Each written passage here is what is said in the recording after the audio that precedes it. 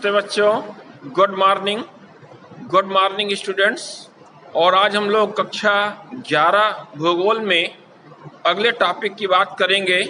इसमें हम अध्याय 5 खनिज एवं शैल का अध्ययन कर रहे थे और इसमें हम लोगों ने आग्नेय शैलों का वर्गीकरण है, आग्नेय शैल के बारे में देखा, अवसादी शैलों के बारे में देखा और फिर इसके बाद कायांतरित शैलों के बारे में भी हम लोग ने पढ़ा। और यहाँ तक हम लोग ने ये भी देखा था कि जो भी अवसादी शैल होती हैं या आग्नेय शैल होती हैं और ये ताप के प्रभाव से और दाब के प्रभाव से किन किन कायांतरित शैलों में ये कन्वर्ट हो जाती हैं।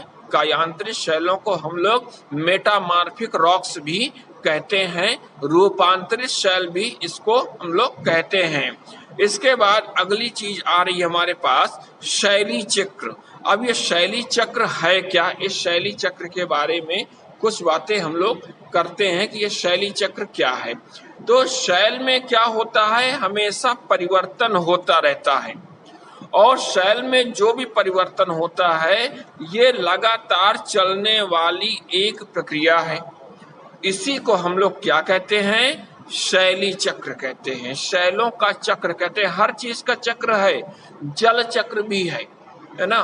तो उसमें क्या होता है, अब जल चक्र कैसे होता है कि आप पीने के लिए जमीन के नीचे से भूमिगत जल का पानी आप निकालते हैं, उसको आप इस्तेमाल करते हैं, पीते हैं, घर के अन्य कामों में लाते हैं, फिर वो आपके घर से शहर की नालियों में और बड़े नालों में जा कर के नदियों में भी जाता है, शहर के बाहर तालाबों में भी जाता है और वहां से भूमि में सोख जाता है, जमीन के नीचे चला जाता है या नदियों या समुद्रों में मिलकर वहां से भाप बन के ये फिर वाष्प बन करके बादल के रूप में ऊपर आता है और फिर पानी के रूप में जब ये बरसता है तो फिर वो जमीन इसको सोख लेती है और भूमि से फिर हम जो है प्राप्त करते हैं भूमिगत जल।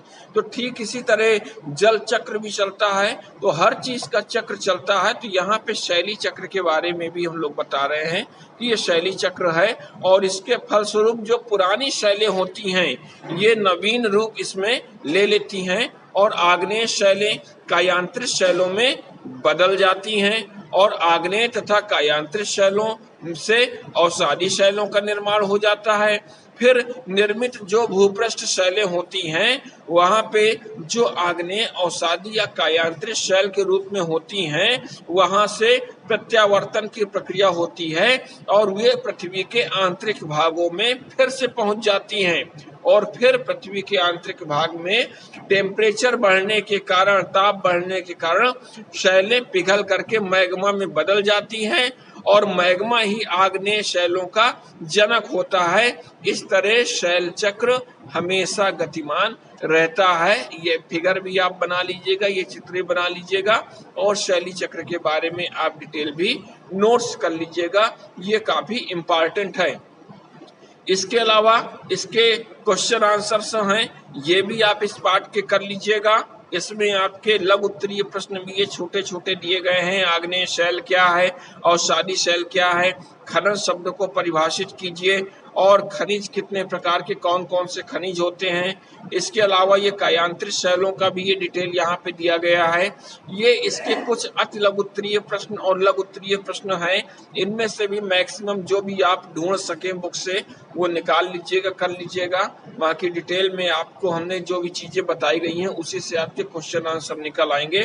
और इस प्रकार हमारा ये आज का जो टॉपिक था और ये जो आज का अध्याय था खनिज एवं शैल, ये कंप्लीट हो गया। इसके बाद हम लोग अगले टर्न में नेक्स्ट अध्याय की चर्चा करेंगे। तब तक